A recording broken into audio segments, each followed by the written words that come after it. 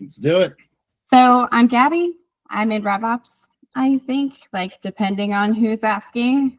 So today's episode is about the question I fear most in casual conversation, which is, so what do you actually do? So before we get into it, Sean and I first met when I took the job that he didn't want anymore. Love that. Thank you. And then we actually met recently in person for the first time at a bar known for its funeral services. That was fun. That was an experience. That's a first for me. I don't think I've ever been anywhere that advertises that, but no. It's a very nice place. I would go there again. 10 out of 10 would have my own funeral there. Perfect. Awesome. Well, I am Sean. Thank you for having me. I am also in revops, I think. And yeah, I also get this question a lot. What do you do? The $1 million question, right? So it's actually, I'm curious to hear your answer first. When you get that question, what do you say? I usually say it's tofu, bofu, pipeline, LTV to CAC. No, I don't say any of those things to people because they would be so lost. And I feel like that's kind of the thing, right? For each person, you might have a different level of depth that you get to. And so for some people, I feel like I say, I'm in professional services, right? And then some people I say, oh, I'm in tech consulting, or I'm a Salesforce and HubSpot consultant. But like very, very rarely do I introduce myself and say I'm a RevOps consultant, because it isn't easy to explain. Yeah, and I feel like anyone outside of this industry has just no idea what it is. No, I mean, I feel like a lot of times we often question what RevOps is because it's never the same thing from day to day. No, and the definition I feel like has definitely changed over the last few years. I feel like I've watched it change. Yeah. So what do you do? I think it depends on who's asking, right? I feel like if it is someone who may be 10, 20 years older than me, computers. I work with computers. That's it, right? For anyone else, it's, I'm in tech, right? I don't know how better else to describe it other than that without having the person look at me like this, huh? So, it's funny. I have two parents who are both pharmacists. I have three younger brothers. One is a pharmacist, one's a barber, and the other one works in shipping and logistics. I still get the question, what do you do for work again? I've been in the same line of work for about 8 or 9 years now. And so it's gotten to the point where I think I've just told my parents I work for Salesforce. And they go what's that again? And the way that I describe it is, that big blue cloud thing that was the Olympic sponsor a few years back? Yeah, that I work for that. So it's just become easier to explain over the years. So I guess you can say I'm living a lie, maybe. That's the thing, right? It's technically true, but I mean, it's not what your title is, Yeah. It's not the organization that you work for. But I do get that one all the time myself, actually. Like if you haven't seen someone in a while and you run into them somewhere, they're like, how are you? Are you still working for Salesforce? And they you can tell they feel good about remembering that. And you don't want to let them down, but you've never actually worked at Salesforce. No, and it's that weird, awkward silence and pause. And you're like, do I tell them the truth? And you just say, yeah, I do. Mm-hmm. Thanks. Yeah, it's good to see you again. That's how it usually goes. So what is the truth then? What is your title versus what you actually do versus, what your mom thinks that you do? Okay, so let's break this all down now. So my title is Head of Client Delivery at Activate the Magic. And so my role is to make sure that all of our clients are getting top-notch experience with whatever it is they need. So we have a wide variety of clients, some that are on HubSpot, some that are on Salesforce, some that need a tech stack stood up, some that need a tech stack untangled, some that just need more of a strategic vision of hey, where do we need to go with this company? What are the things that we're not thinking about? And we primarily work with 1 to 10 million ARR companies, so not massively big companies, but a lot of them we're seeing all have the same issue. So I feel like with every client I speak to, all the problems are kind of the same over and over again. It's the same stories I've heard a million times before. My data cleanliness sucks. I got a shitload of duplicates. I have no idea what this automation in Salesforce is doing. Please help me. Or I need something automated that is just a super manual process. And so now let's shift over to what it is I tell my parents, right? Back to the, I for a while I was telling them like, yeah, Salesforce, I work with Salesforce. In the last couple of years, my dad's been like really interested. He's like, no, but like what he asked me the question before, like, what do you tell people that you do when they ask you? And again, I think it depends on who is asking the question, but to him, the simplest way I can put it, to a guy who spent 30 years working for major pharmaceuticals, I just say, I help companies make more money. Yeah. That's it. Yeah. That's it. And honestly, I love that. That is so succinct. Like, it covers it. I feel like it does too, right? And I should really just start going with that from now on. Think so. I help. It also sounds like you should have a podcast. Oh God, no.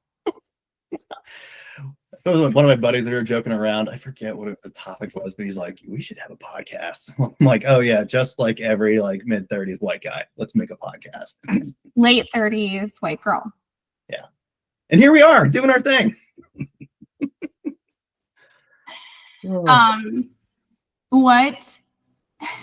What is like the worst misconception of what it is that you do?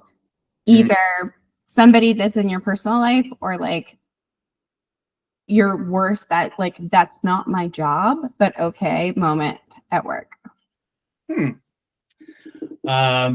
Let's see. I got two examples. I think nowadays, depending on who's asking, right? Sometimes people will think I'm like the glorified Salesforce report puller, right? And yes, like while I can certainly do that, right? It's definitely more. There's more to me than just pulling reports. I would say that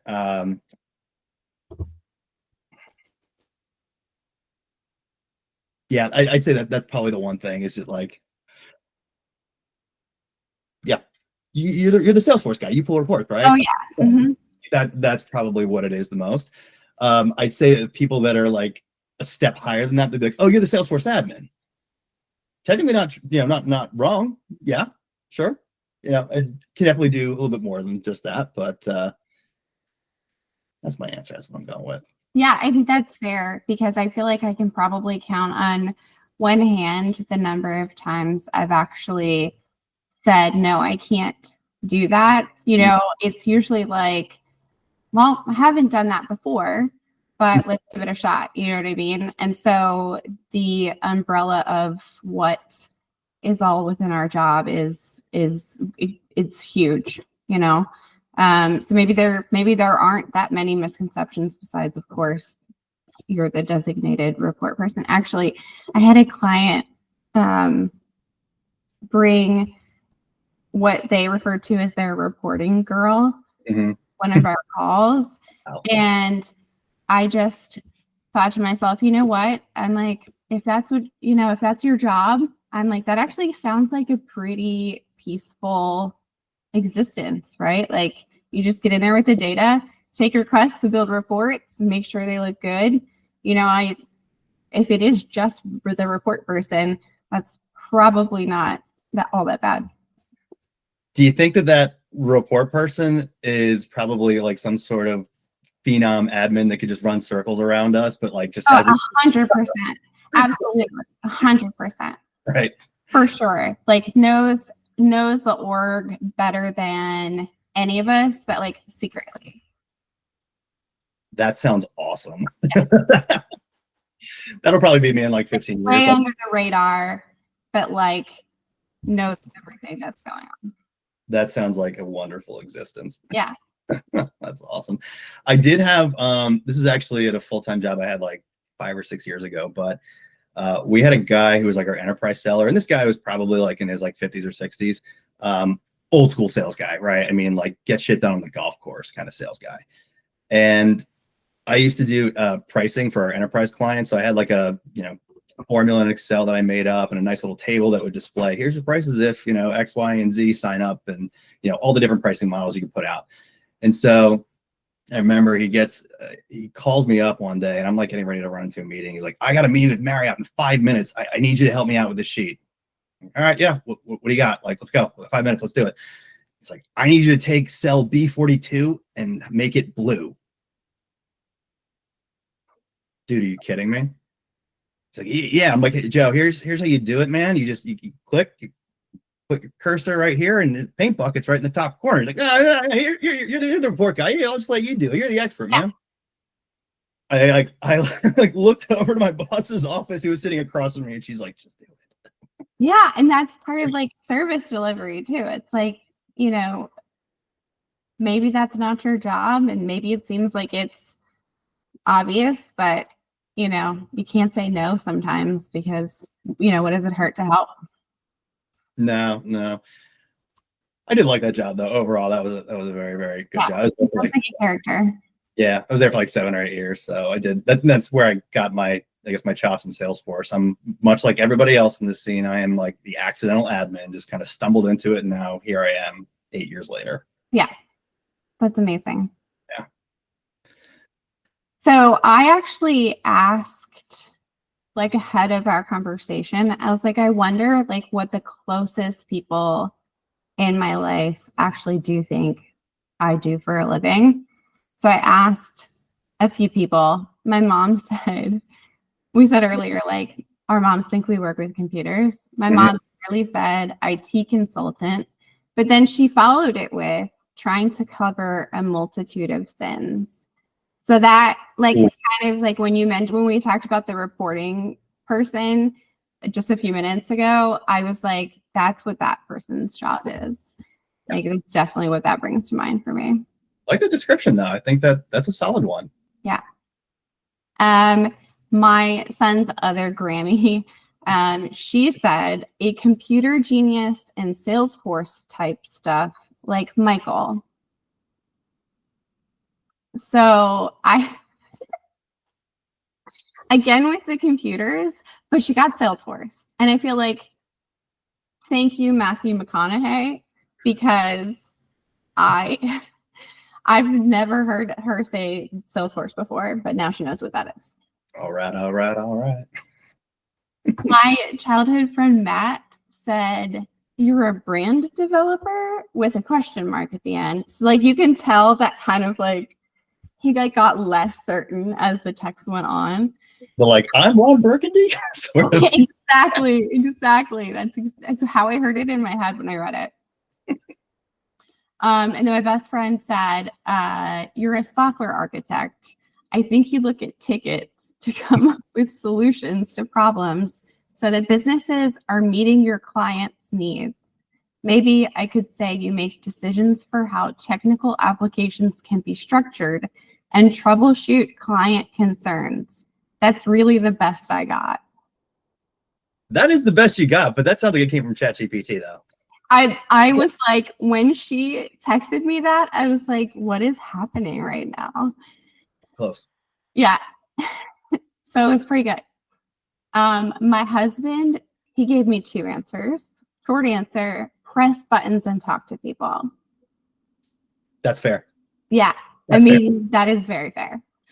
The long answer was answer important questions, make important decisions, custom build sales/customer tracking software for clients, data transfers, deployments, meetings, emails, HubSpot, and Salesforce stuff. Ooh. That's pretty good. He listens. See, some people complain their spouse doesn't listen. Mm-hmm. My spouse listens. He does. And mine is, it's funny. She was in customer success for a while in SaaS companies. And actually, this is kind of like how you and I are sitting here today. So my wife previously, back in like 2016, she was a manager of a bar and pizzeria. And she's like, I can't keep doing this shit. Like, I am exhausted. I am like out all night till 3 a.m. closing the bar. I need a day walker job, right? So I hit up the woman who'd hired me the year before and poached me to my company in 2014, hit her up and said, hey, like, my girlfriend at the time is looking for a new gig and you're hiring for SDRs, she got a good personality. She's a bartender, right? You want to talk to her? She gets the job. Ended up working that company for like 3 or 4 years, and that company was Salsa Labs, which was Scott's previous company. So, and that's actually how I met Scott, Vinny, Chris Craig, and so how you and I are here today, I guess. So she knows kind of what I do a bit. Yeah. And oddly enough, so Salsa Labs got acquired by Every Action, and they were a Scale Matters client for a period of time. So there was an overlapping 6 months where I was effectively an administrator in my wife's own Salesforce org. Yeah, I feel like that's also kind of reflective of the community too. Like early in the conversation, we talked about how it's like a really small group of people who even understand what RevOps is. It's like an even smaller group of us who actually work in it. Mm-hmm. And there is just so much overlap. Like I feel like everybody knows each other. Like I actually got introduced to Vinny by Justin, yeah, you know, who also used to work at Scale Matters. And so it's just kind of like this very sort of like small, tight-knit community, which also makes it like a lot of fun because you get to have people who understand that you can vent to. You mm-hmm. can get advice, like what's everybody else doing to handle this, especially WizOps. Like WizOps is such a wonderful community. Oh yeah. But like even just professionally knowing each other and following each other on LinkedIn and just like learning all the time about this like very niche thing. Mm-hmm. I think it's really rewarding. And of course, like you can't help but make personal relationships. Yep. You work together. 100%. I mean, WizOps is the GOAT. Virtual happy hour is my fave, of course. Definitely a very tight-knit community here, and it's really crazy how small this community really is, even though it feels so vast. Yeah. And what's crazy to me is I think you are literally, besides you and Vinny and anyone else that's come Matters, like you are literally the only person I have met in the WizOps community in real life. And really? Seriously, like, so I've worked for Jackie for 2 years, have not met her in real life. And that actually is changing in 2 weeks. We're all going to RevOps Day. Yeah. So you guys aren't even like that far. Like that's a train ride. Yeah. Oh yeah. So like, it's going to be like, I'm really looking forward to it, right? This is going to be like the first like conference I've been to since getting into RevOps. So that's pretty cool. I know a lot of people from RevOps are going to be there. So very, very psyched. And it's kind of cool because like at Activate the Magic, we are literally, I think everybody's in a different city. So like we have a guy in San Diego, we have Jackie's in Boston, I'm here in Philly, we have Nick is in Arizona, and everybody is somewhere else. Dax is in Seattle. Like, so it's just really cool that we're all going to be able to come from different corners of the country and get to meet for the first time. So that's cool. Yeah, I think that's great, especially with like having just such a large like available talent pool. Like you can really be like selective because you're not restricted like geographically. Mm-hmm. But like what you just said, you haven't even met Jackie yet. And that's like the tough part about being remote from each other. So yeah, anytime like you all get together and have like the team meeting or you go to a conference together, it's like it always just like makes you feel that much better because you've had that sort of like moment of connection all together in the same place. Mm-hmm. Very, very much so. Plus, like you secretly wonder like how tall everyone is. Yeah. Yeah. And that's when you find out. Yeah. It's like, oh, wow. I thought you were a lot taller in real life. I feel like people get that a lot about me probably. Yeah. I think about everybody. I just like, I wonder how tall that person is. And like, you can't help it, especially people. I feel like it's always people who have the standing desk. Mm-hmm. So, like, are they sitting with great posture? Or are they standing? Like, and then you kind of like try to judge it against the wall. So apparently, RevOps is also a lot of like speculating what your teammates look like. Yeah, that's true. One of the things that I wanted to do, so I feel like if anyone has ever been on a call with me when I had to share my screen, there's always somebody who comments on how many tabs I have open. And I've even, I think, made jokes about it online myself. So I thought it'd be fun Again, I've never actually listened to a podcast. This is my first one. You're literally the first person I even asked, the first person I thought of when I was like, I'm going to make a fake podcast. So this is all brand new for me, but I figured we could do something that is like a recurring thing every week. Mm-hmm. And I thought tab of the week would be a good theme. So I'm hoping that, as we go down rabbit holes during the day, there's something that you've stumbled upon or something that you keep bookmarked or pinned that is a little surprising that you'd be willing to share. It's surprising. Honestly, I feel like what I have is probably not all that surprising. Also, too, sadly, I made it an effort before this call even started to clean up all my tabs. Clean up your tabs. I had probably 100 open before. Sean, I gave you specific instructions. Yeah, I know. Well, here's the thing is that I've noticed, and this has actually been over the last like 6 weeks, I've noticed this, but every time I log into HubSpot, it force refreshes every single tab. Oh no. It just bricks my computer for like. That's unforgivable. I don't know why they're doing it. This recently started. I don't know why, but HubSpot, if you're listening, please fix that because it's. I think I'm an update behind on Chrome, so maybe I'll just hold off for the next one if that's what's happening because I'm not experiencing that on HubSpot for me. Yeah. So, all right, I can show my screen, see what I have. Yeah, let's do it. So, all right, I have my own dev org opened up. There was something I was working on yesterday, so have that still open. I have ChatGPT open. Okay, so this is I actually am really enjoying this because I want to know why there are 4 ChatGPT tabs. Okay, so this one is what I was doing last night. I was trying to figure out how to parse an XML to like pass through make as an automation so I can auto document my flows by clicking a button. And so I was up till 3 a.m. last night because I was on a roll with it. I thought I saw you online. I was also online until 2 a.m. I was like, there's no way his little light is on for real. Oh, I feel you. Okay. It was for real. But yeah, no, it was around like 2:45-ish. I had like this breakthrough. But so what I've been working on is I made a screen flow that you basically select a flow that you have in Salesforce, give ChatGPT a prompt, it'll kick it through Make. Make will then send it to ChatGPT, and then it will give you like a summary of the flow, and then it posts to a Word doc that I have to like say, here's the executive summary of the flow, here are each of the steps of the flow, here's what an admin needs to know. Because I am sick and tired of having to write documentation that nobody's ever going to read. Yeah, no, this is amazing. And I'm actually going to probably steal this from you because I do have that import export flow. And I think somebody asked in WizOps the other day, like, how do I document my flow? And I was like, export the flow, dump the XML in ChatGPT, boom. That's where the idea came from. I think I saw that thread and was like, oh shit, that's a good idea. Yeah. So I can't argue with it. I love it. Very, very cool. I mean, let's see if it even works. I got it to work once, but now that my screen's being shared and I'm recording for a podcast, now it's not. It never works on a demo.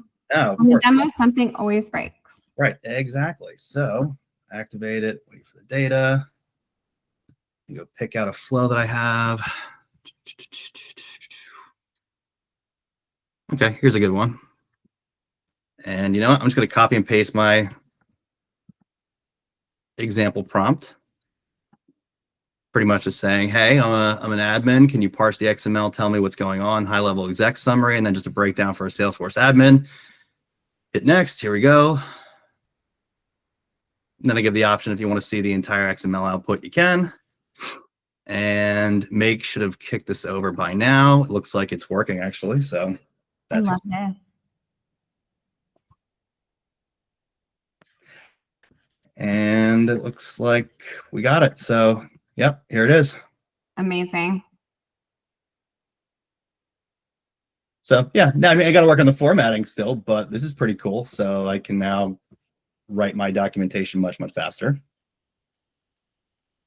Worth 1 3 a.m., right? Oh, absolutely. I mean, today I was just running on Red Bull and a prayer, but you know, it's worth it.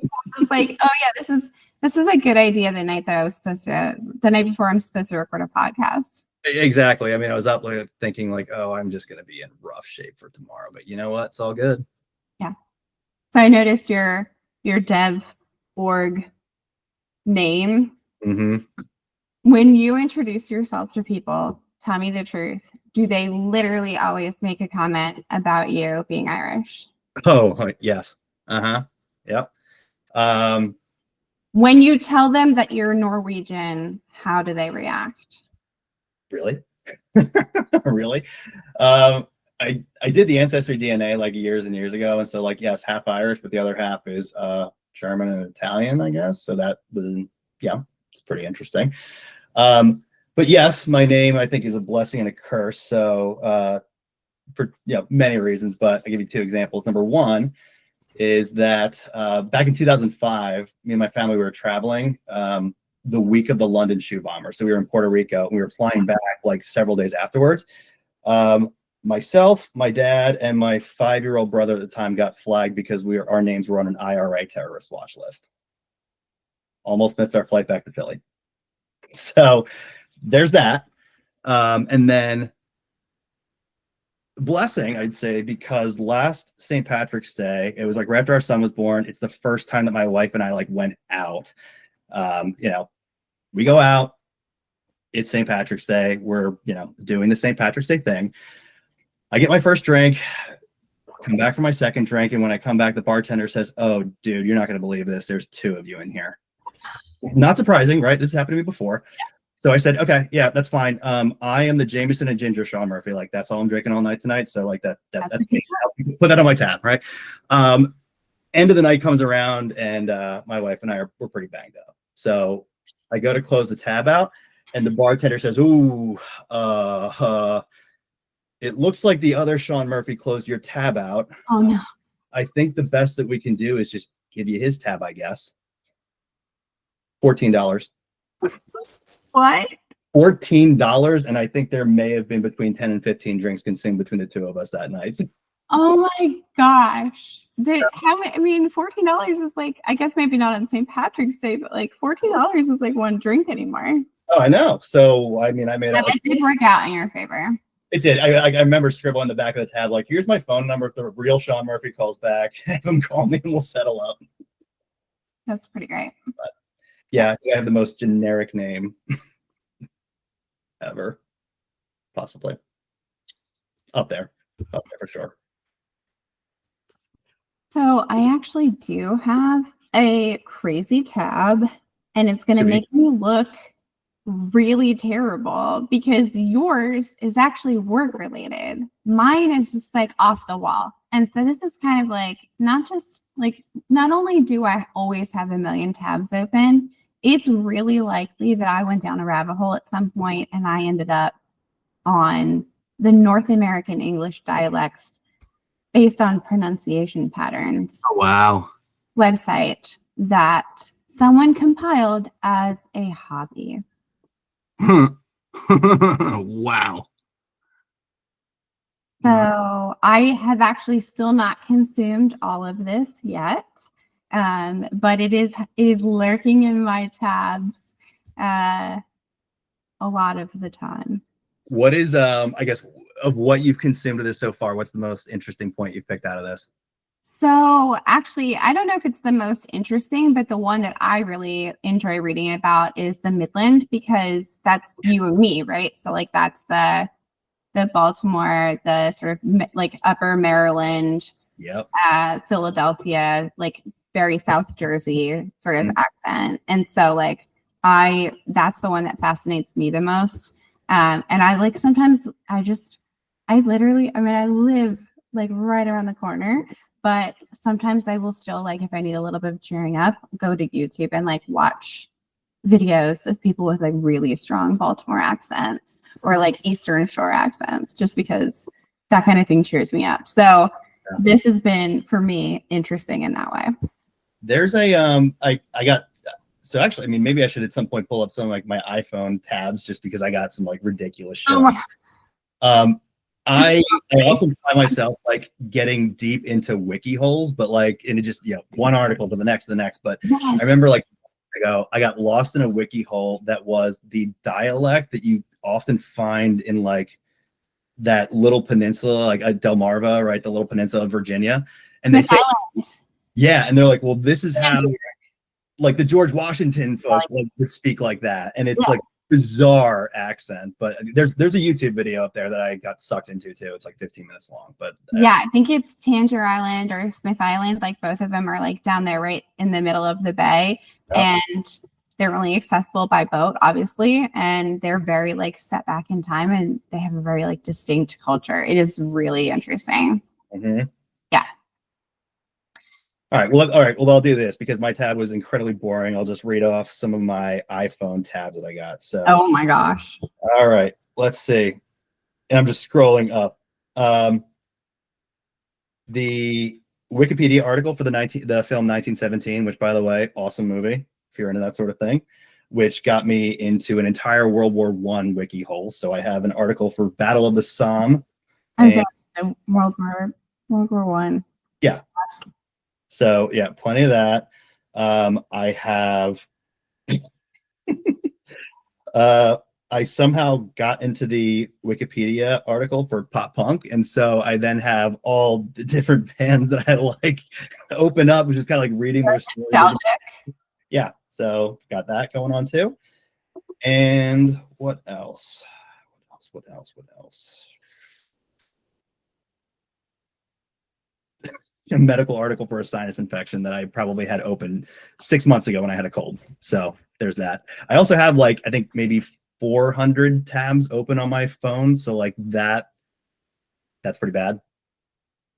Yeah, it's funny because people think we're like very like technically capable in all things, but like my phone ran out of space a year ago. It hasn't had a software update in that long, and I can't open any more tabs. So yeah, when someone's like, "Oh, you do technology, you do computers, can you fix my phone?" I can't even fix my own phone. No. I had a neighbor last week. So it's a woman who lives across the street. Very, very sweet. She's like in her 70s. She's lived in this house her entire life. Caught wind of the fact that I work with computers, right? So she called me up and said, "Hey, do you know how to update an internet browser?" I said, "Yeah, sure. How hard could it be?" So I go over to her house and she takes me up into her little like makeshift office she has. And I kid you not, it was a 2007 Dell desktop that was running. It was running Windows XP. Kid you not. And so as I started to dig a little deeper to figure out like, well, what is she talking about updating the browser? She pulls up Yahoo and says, there used to be a section on the left-hand side here where I could see all my pictures. It was one like tab where all my attachments were. And I knew what she was talking about, right? Yahoo changed their UI like a year or two ago where there was a bar on the left where you could see your attachments, not anymore. How do you explain to a 70-year-old that that's not a browser update thing? That was a struggle. A very, very, very sweet woman, but that was a struggle. So suffice it to say, no, I did not update her browser for her. No, I did not solve her problem. But that was I feel like she was pretty disheartened by the fact that she's like, I thought you worked with computers. And the next thing she said too was after all this was said and done, she's like, oh yeah, one more thing. All the text on my computer is like running off the side of the page. It's because she's using Mozilla Firefox that probably has not been updated since I graduated. I was gonna say, I thought you were gonna tell me like you went over there and tried to update the browser, and it was like it wasn't possible because it was like the computer couldn't support it anymore. Because I've been there. Oh, I mean, like that ship sailed long, long ago. Oh yeah, right. That was 10 years ago. They probably couldn't update, but oh, this was such a struggle. But I was able to help her. It said, hey, look, if you scroll through your messages in your Gmail, if you see a little paper clip next to a message, that means it's a picture in there. And so she's like, oh, now I can see my pictures. But yeah, that was an experience. That was humbling. Yeah. So see, your job really does cover any multitude of sins. It does. Feel like my friend said, I asked my 3.5-year-old, I said, what do you know what I do for a living? And he said, meetings, lots of them. So I think I'll probably go back and tell him your answer, which is you help businesses make more money, which I think that sums it up, right? I mean, otherwise it's, we make revenue processes better, more efficient, less chaotic. Sometimes we just rename fields, That's it. Yeah. What do you do for work? I'm a field renamer. To make it seem like something, changed. Oh, thank you for being part of this fake podcast that somehow became a real podcast. I honestly don't know what came over me, but I was like, you know what? Let me ask Sean if he would be on a fake podcast. The realest fake podcast there is. The realest fake podcast. I know, because then I talked about it and people were like, oh my gosh, I really want to be on I asked 6 people if they would be on a fake podcast. Not a single one of them asked what the topic was. And they all said yes. Yes. Right. Yeah. You immediately, within seconds of me asking, you were like, yes. Yeah, of course. So I really appreciate that, and for you for coming on. And I think that's probably it for revops or whatever, which is what we're calling this podcast, because we try to talk about revops, we talk about whatever else too, So if you liked it, tell no one, because I don't even know what this is like. If you didn't like it, also keep that to yourself. But also like and subscribe. Oh, and then like and subscribe, and then what you think a sponsor, right? So thank you to this week's sponsor, Workflow Rules. They're still out there, waiting, lurking. Thank you, Sean. Thank you very much. Thanks for having me. Catch you soon. Bye. See ya.